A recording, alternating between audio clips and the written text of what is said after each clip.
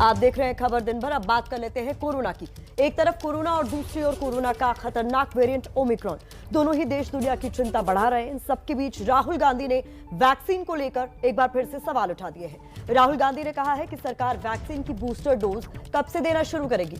राहुल ने ट्वीट कर बाकायदा कहा है कि अभी भी एक बड़ी जनसंख्या को वैक्सीन नहीं लगी है, बूस्टर डोज कब लगेगी। तो इससे पहले दिल्ली के मुख्यमंत्री अरविंद केजरीवाल भी केंद्र सरकार से बूस्टर डोज देने की अपील कर चुके हैं और अब ट्वीट के बहाने राहुल गांधी ने सरकार को घेरते हुए कहा है कि अभी भी आधी आबादी को वैक्सीन नहीं लगी है, बूस्टर डोज आखिरकार कब लगेगी। तो बड़ी जनसंख्या को वैक्सीन नहीं लगी है, ये सवाल उठाते हुए राहुल गांधी ने कहा है कि बूस्टर डोज आखिरकार कब मिलेगी। ओमिक्रॉन का खतरा देश पर मंडरा रहा है। इस बीच राहुल गांधी ने सरकार पर सवाल उठाते हुए कहा है कि सरकार वैक्सीन की बूस्टर डोज कब लगेगी। अभी भी बड़ी जनसंख्या ऐसी है जिसे वैक्सीन नहीं लगी है।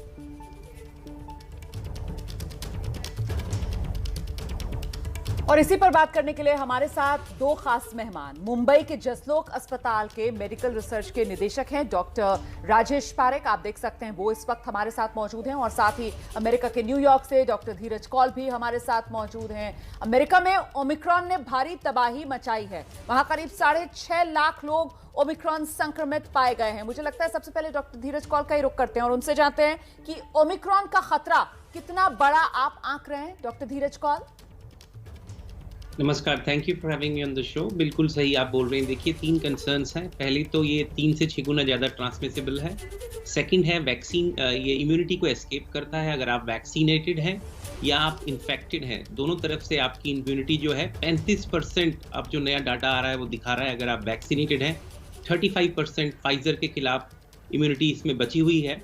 पहले अल्फा में हमारी 95 थी, डेल्टा में 72 थी और अराउंड 50 फॉर नर्सिंग होम। अब ये और भी गिर चुकी है, इसलिए बूस्टर की इंपॉर्टेंस बहुत बढ़ चुकी है। अमेरिका में 22 नवंबर को 75,000 नए केसेस थे। आज हम बैठे हैं 22 दिसंबर, 181,000 न्यू केसेस।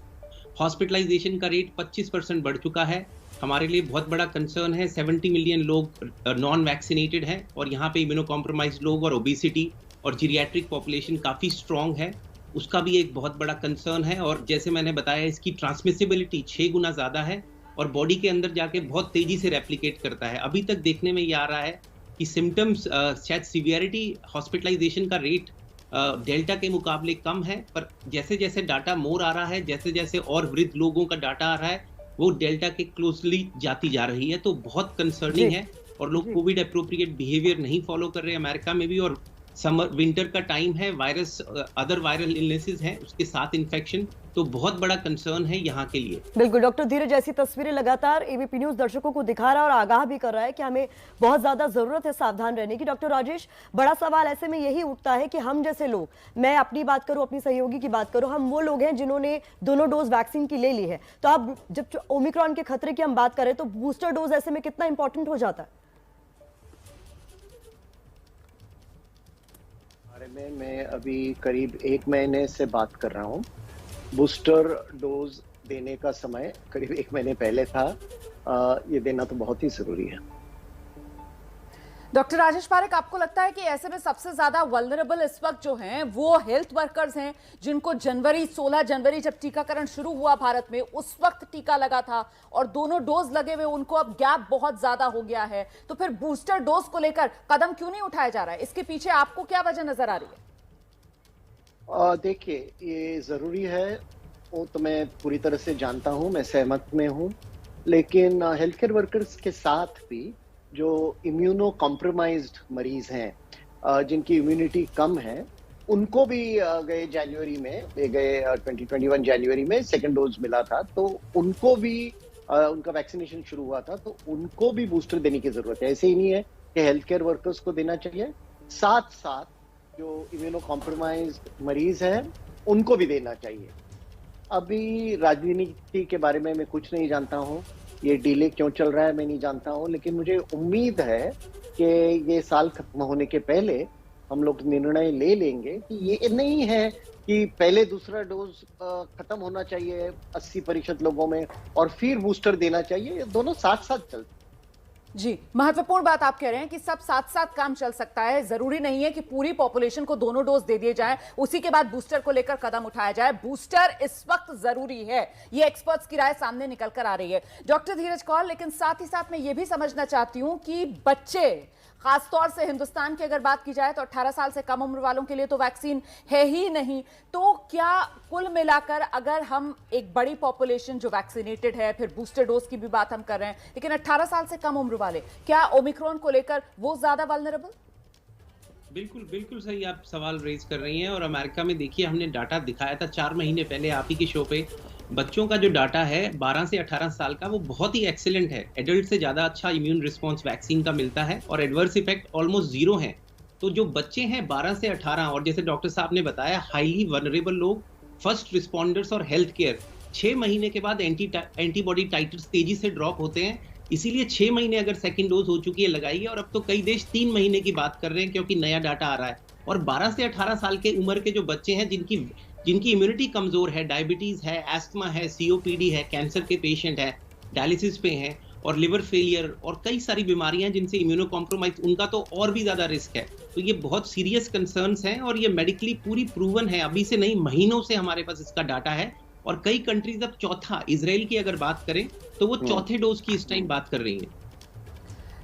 मुझे लगता है डॉक्टर राजेश के पास एक बार फिर से चलेंगे, लेकिन डॉक्टर राजेश पारेख, एक आम जो धारणा हिंदुस्तान की अगर मैं बात करूं तो यहां पर बनकर उभर रही है, आप शायद इससे सहमत होंगे कि साहब ये ओमिक्रॉन वेरिएंट, इसके तो बड़े माइल्ड से सिम्टम्स हैं, कोई बात नहीं है, इसमें तो घबराने की कोई बात नहीं है। आप मेरे दर्शक को प्लीज अवेयर कीजिए। मैं आपसे गुजारिश कर रही हूं कि आप उस दर्शक को जागरूक कीजिए ताकि वो खुद भी जागरूक हो और अपने आसपास वालों को भी वो पहले से ही अवेयर कर सके, सावधान कर सके। सर बिल्कुल, मैं कोशिश करूंगा। देखिए, पहले गए हफ्ते में WHO के जो डायरेक्टर जनरल है, उन्होंने एक अनाउंसमेंट की थी कि अब से हमको माइल्ड वेरिएंट, ये शब्द बिल्कुल इस्तेमाल नहीं करने चाहिए, क्योंकि इससे एक तरह की झूठी सुरक्षा उपस्थित होती है, फॉल्स सेंस ऑफ सिक्योरिटी। तो उन्होंने कहा कि अब से हमको ये माइल्ड वेरिएंट शब्द बंद करने चाहिए, WHO डायरेक्टर जनरल का कहना है। दूसरी बात, गए हफ्ते में एक बहुत ही बढ़िया स्टडी कैम्ब्रिज यूनिवर्सिटी यूके से आया था। उसमें अपने CSIR दिल्ली के कोलैबोरेटर्स थे, जापान के कोलैबोरेटर्स थे, हांगकांग के कोलैबोरेटर्स थे और साउथ अफ्रीका के कोलैबोरेटर्स थे। तो ये 5 देशों में स्टडी हुआ था और उन्होंने एक बहुत ही बढ़िया स्टडी किया जो लेबोरेटरी में किया।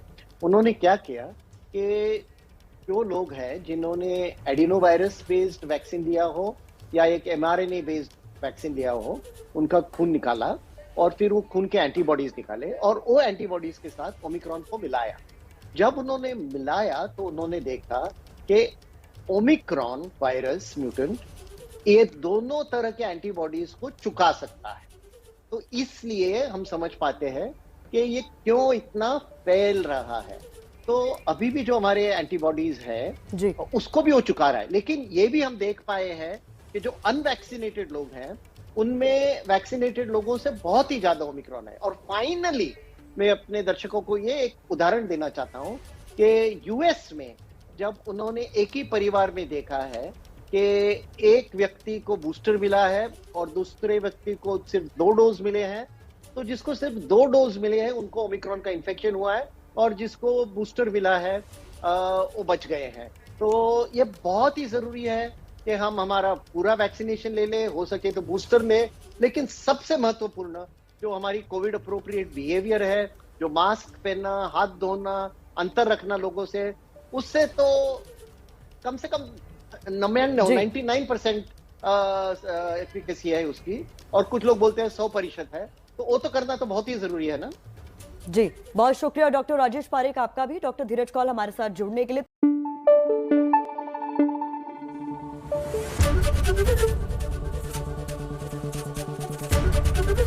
ABP न्यूज आपको रखे आगे।